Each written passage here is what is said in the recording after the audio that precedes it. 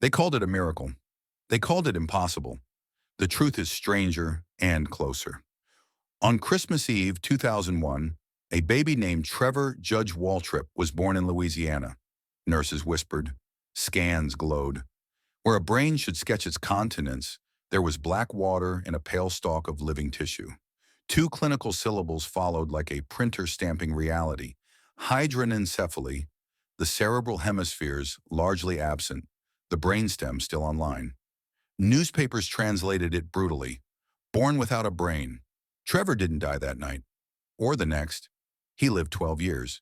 If you ever had a biology teacher mutter, the brainstem and spinal cord do more than you think, this is the exam you didn't expect to take. The brainstem is the body's BIOS, the last lighthouse. Heart rate, breathing, sleeping and waking, swallowing, startle, pupils. When the high-level cortex, the operating system of thought, memory, language, goes missing, the base firmware keeps the machine in safe mode. Life without a cortex isn't a headline. It's a protocol. But headlines win. Born with no brain, a constantly smiling girl. He had 2%, and then it grew. Stories multiply. Arguments multiply faster. Lily Weatherall, doctors told her parents she'd never see or hear. Palliative care was the kindest path. Again, hydranencephaly. Yet Lily crossed birthdays no calendar predicted. She seemed to recognize her people. She smiled. She stood with help. She went to school twice a week. Neurology hears preserved circuits, reflex loops, islands of subcortical function. A mother hears someone, know a wall. Before birth, spina bifida and hydrocephalus. Fluid pressing soft brain flat against bone until the news called it 2% of a brain. Surgeons placed shunts.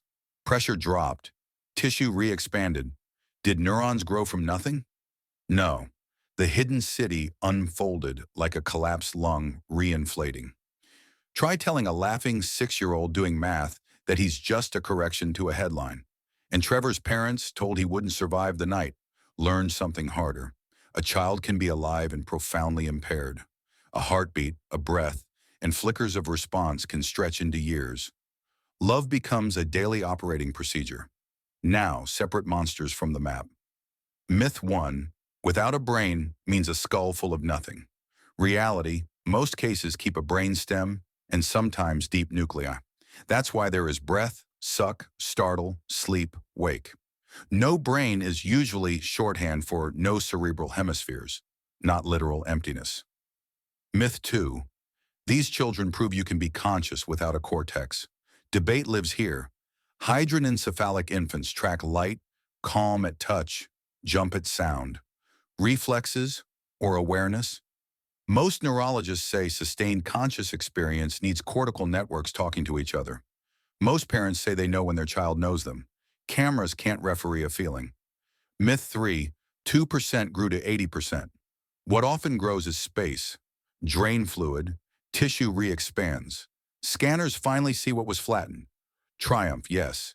Creation from nothing, no. Myth 4, hydranencephaly and anencephaly are the same.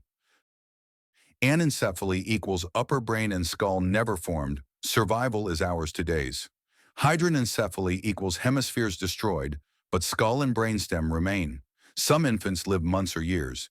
Headlines blur, biology does not. Myth 5. These cases prove the soul doesn't need a brain. They don't prove it or disprove it. They show that the border between organism alive and person as we recognize one is thin, strange, and costly. So how does anyone live without a brain? They don't. They live without a cortex. The brainstem hums in the dark, autonomic and tireless. Enough for breath and warmth, not enough for planning a future or telling a story. And yet, squeeze a hand, watch a face soften, and a parent swears someone is looking back. Here the science and the sci-fi shake hands. If the universe is code, the cortex is the GPU that renders the world in high resolution. The brainstem is the bootloader that gets you to a flickering desktop when everything else has crashed. Hydranencephaly shows a body booted to BIOS. Minimal interface, no apps, power still flowing.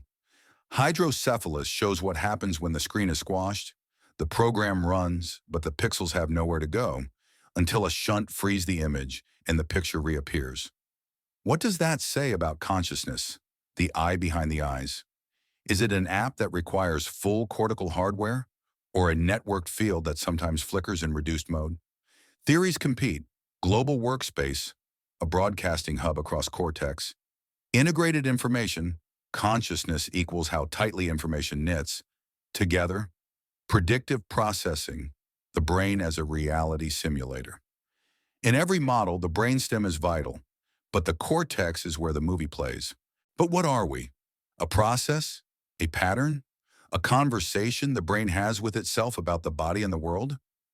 Hydranencephaly forces the question like a cold hand on the back of the neck.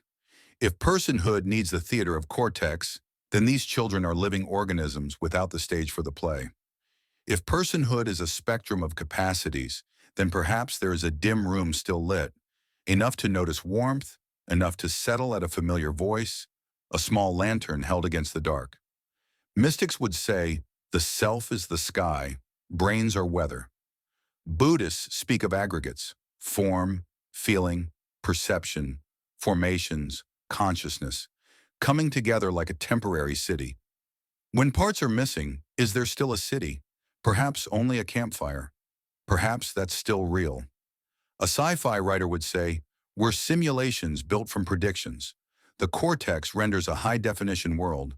The brainstem keeps the server on. Remove the renderer and you remain with a humming machine in a quiet room. Trevor Judge Waltrip's life, Lily's smiles, Noah's unfolding scans. Each is a case study and a parable. We do not know everything a body can salvage from catastrophe.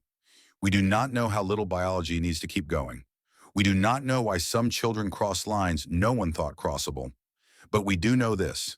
The phrase born with no brain hides a complicated truth. Hydranencephaly can erase the thinking lobes and leave a body that breathes and warms to touch. Hydrocephalus can hide a brain until surgery gives it space to reappear. Headlines shout miracle. Families carry the cost of what a miracle requires. Before you go, share your thoughts in the comments below.